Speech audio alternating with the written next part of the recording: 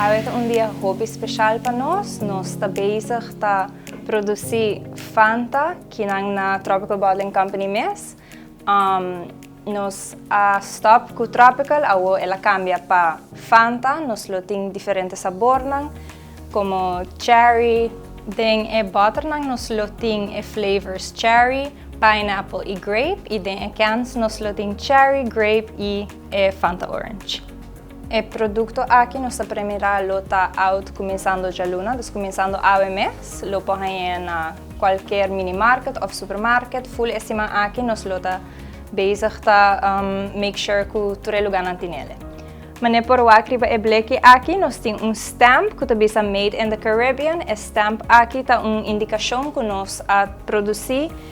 Fanta aqui localmente que na Aruba mes. Nós está muito orgulhoso para lançar o produto novo aqui e nós lo hasi diferentes tastings rond na Aruba, na diferentes supermercados, com mini markets, porque dependiente riba no social media de Tropical Bottling Company, onde nós lo post, na que lugar e que hora nós lo hasi tastings, que tur gente te invita para vir provar nos produto na novo de Fanta.